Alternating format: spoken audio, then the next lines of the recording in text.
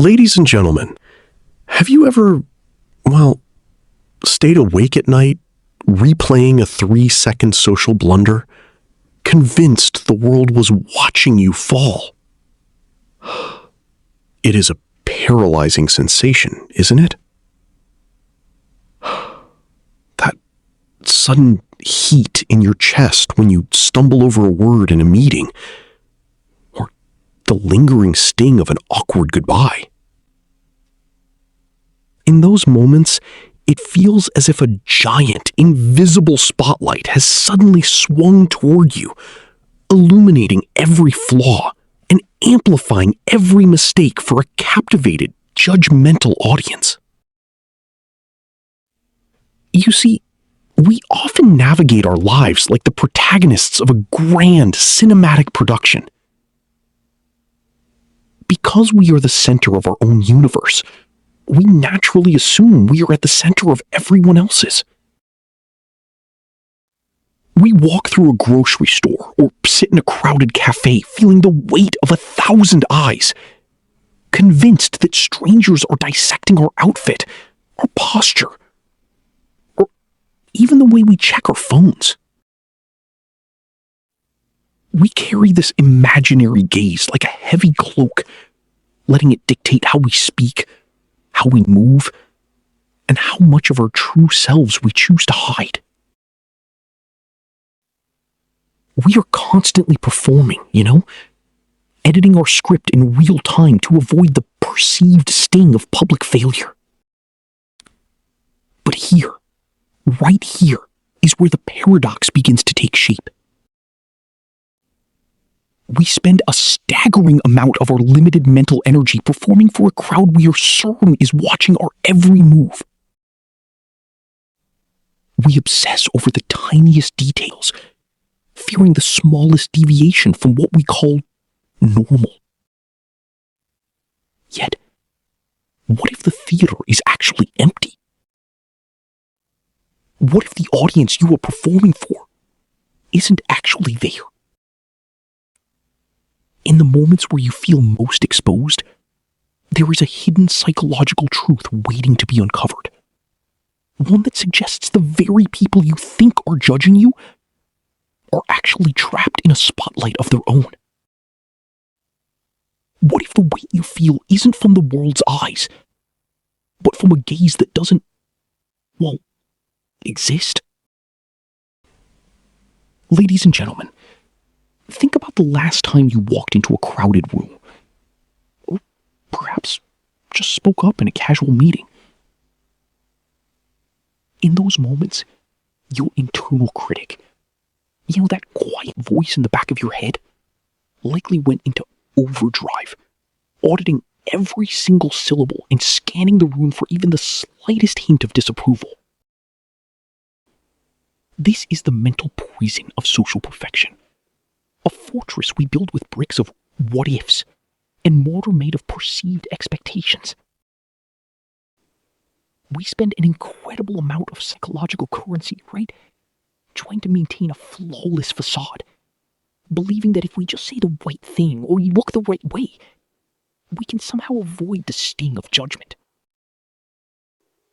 But here is the exhausting reality of the human condition. Most of us are walking around carrying a heavy and, quite honestly, invisible script. We rehearse our conversations before they even happen, and then we replay them for hours after they've ended, searching for flaws like a forensic investigator. We are performing for a crowd that we assume is watching our every move with a magnifying glass. This performance, it isn't just tiring, it's soul-crushing. It robs us of our presence and forces us to live in a state of hypervigilance, where every social interaction feels like an audition for a role we never actually signed up for. Ladies and gentlemen, we must acknowledge the sheer weight of this mental tax. When we obsess over how we are being perceived, we aren't actually connecting with people. We are managing a brand. We have become the directors, the actors, and the harshest critics of a play that is only running inside our own minds. We fear the spotlight because we believe it exposes our inadequacies, but we fail to realize, you see, that the spotlight is being held by a hand that belongs to us. The real tragedy of this perfectionism is that while you are busy worrying about your slip-ups, the person standing right across from you is doing the exact same thing. They are so preoccupied with their own lines and their own perceived flaws that they barely have the bandwidth to notice yours. We are a world of people standing on separate stages, each convinced that the others are in the audience, when in truth, everyone is backstage, frantically checking their own costumes. This constant state of performing creates a profound sense of isolation. If you only show the world your highlight reel, well, you never truly feel seen, because the you they are seeing isn't real. But why is our brain so insistent on this torture? Why does it feel like a life or death situation when we trip over a word or commit a minor social faux pas? To understand that, we have to look deeper, much deeper, into the biological machinery that drives our social fears. Because the reason you can't just stop caring, well, it is actually written into your very survival. Ladies and gentlemen, you see, in the realm of social psychology, there is a name for this persistent, nagging sensation that we are being watched. It's known as the spotlight effect. It is, essentially, the psychological phenomenon where we tend to overestimate how much others notice our appearance, our mistakes, or even just our presence. We walk into a room and feel a heavy, invisible beam of light following our every move, highlighting every flaw and magnifying every single stutter. But here is the great irony, and perhaps the most liberating truth you will ever hear, right? While you are standing there, terrified that the world is scrutinizing your every move, everyone else in that room is feeling exactly the same way about themselves. Ladies and gentlemen, we must understand the concept of the protagonist's blindfold. You see, each person you encounter is the hero of their own epic, internal movie. They are the center of their universe, just as you are the center of yours. I mean, their cognitive bandwidth is almost entirely consumed by their own script. They are busy rehearsing their next line, agonizing over a comment they made 3 hours ago, or worrying about the very same blemish on their skin that they think you are looking at. The truth is, they simply do not have the mental energy to fixate on you. In their movie, you aren't the antagonist, and you aren't the sidekick. Most of the time, you are simply part of the background scenery, a passing extra in the grand production of their life. This realization, well, it might sting the ego at first. We like to feel important, right? We like to feel noticed. But within this aha moment lies your greatest freedom. If nobody is truly watching, then the performance can finally stop. You are no longer performing for a jury that doesn't exist. You can breathe, you can stumble, and you can exist without the crushing weight of perceived judgment. When you realize that the spotlight is actually off, you are finally free to step out of the shadows of your own making. You can start making choices based on what feels right to you, rather than what you think will look right to a preoccupied audience. However, knowing this intellectually is one thing. Actually feeling it in your bones, when your heart is racing in a crowded room, is another. Because even when we know the spotlight is a myth, our brain still tries to convince us that the stage is real. But what if, just maybe, there was a way to dismantle that stage entirely? Provocative? What if the very thing we are trying to protect, our social reputation, is actually the thing keeping us in a cage? To find out how to truly break the lock, we have to look at the one thing we fear more than being seen: the fear of being forgotten. Deeply reflective. Ladies and gentlemen, you see, the weight of the world's gaze is often nothing more than the weight of our own expectations, reflected back at us, measured. To dismantle the stage we've built, we must adopt a new protocol for existence.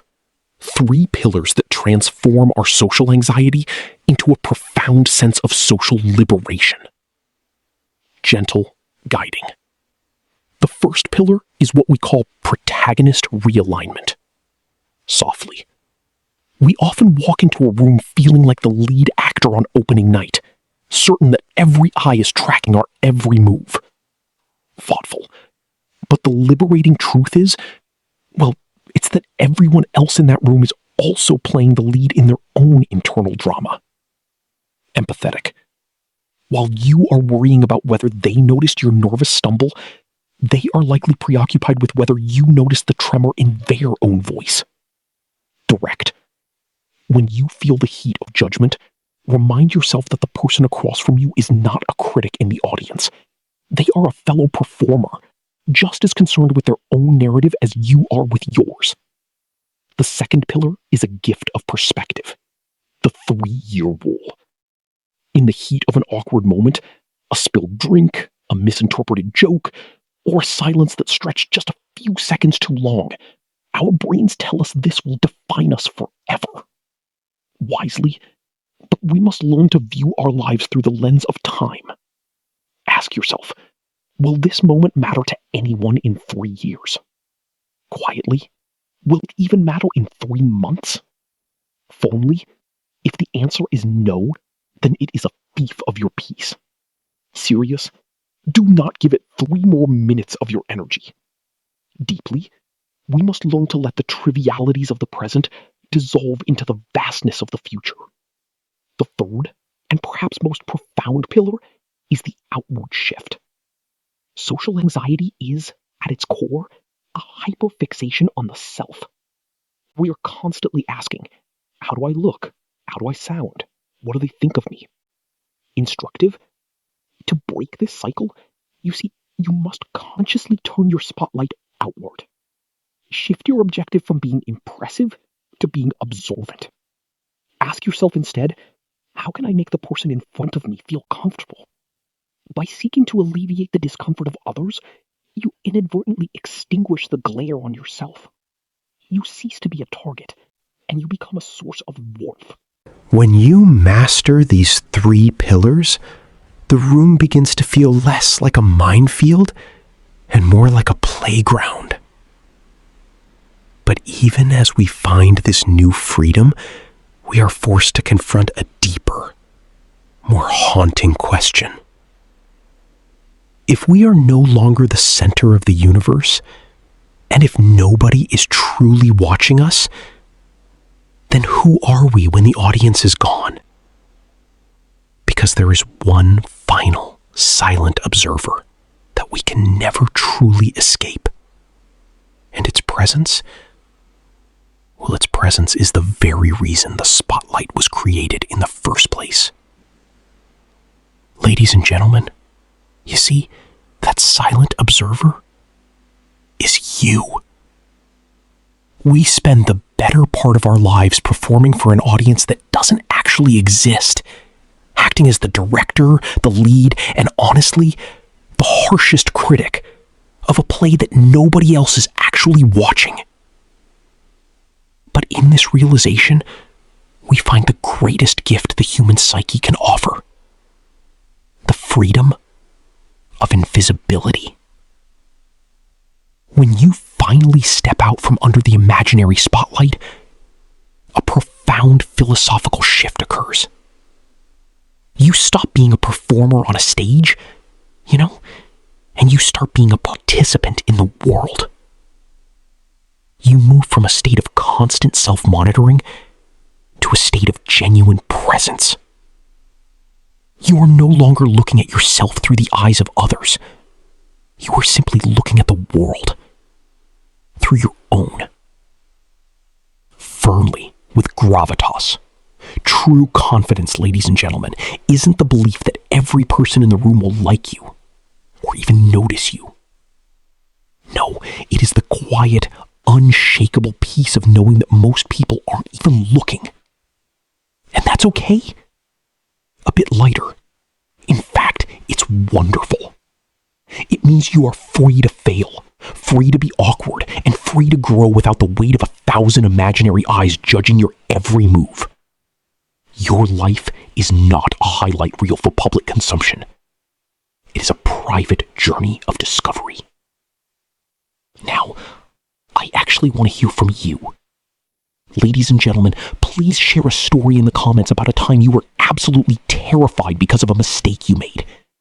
You know, something you thought would change how everyone saw you, only to realize later that no one had even noticed.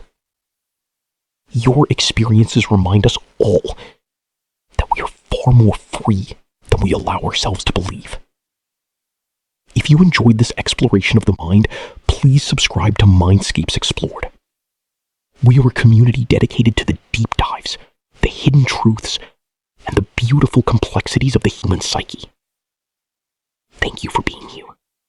And remember, the world isn't watching your every move. So you might as well move with grace.